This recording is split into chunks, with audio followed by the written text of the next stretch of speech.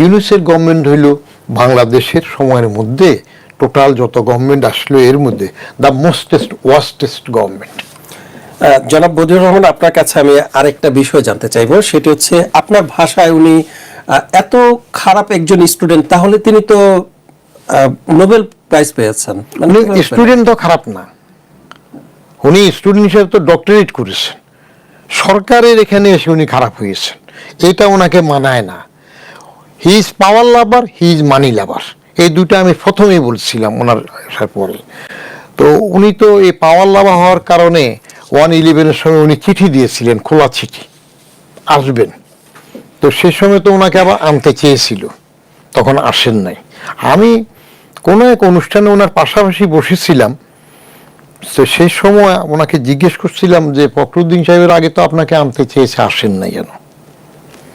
বললো যে তখন তো কনস্টিটিউশনাল বাইন্ডিং ছিল 3 মাস, 3 মাসে তো কিছু করা যাবে না, সেই জন্য আই ডিড নট এগ্রি। কিন্তু পরে ফখরুদ্দিন তো 2 বছর থেকে গেল, এটা যদি আমাকে বলতো 2 বছর তাহলে তো আমি আসতাম। সো হি ইজ পাওয়ার লাভার।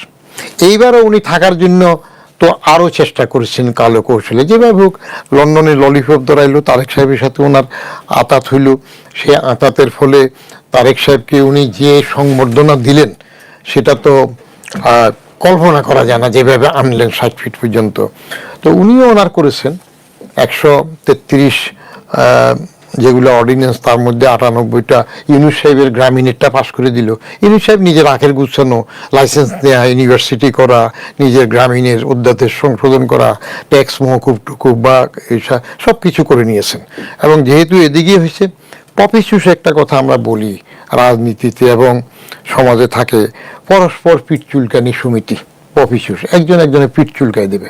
তো উনি যেহেতু তারেক সাহেবকে ওইভাবে বিরাট একটা অনার দিয়েছেন, লন্ডনে ললিপপ দিয়ে সেখানে ঠিক করেছেন, পরে আবার তারেক সাহেব এরকম অনার দিয়েছেন, তারেক সাহেবও তাকে কিছুটা অনার করেছেন, এখন এসএসএফের গাটা সহ।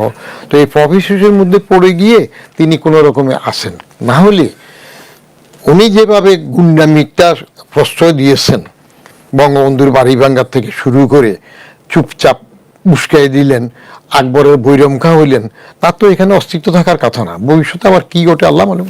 জি, ধন্যবাদ আপনাকে জনাব।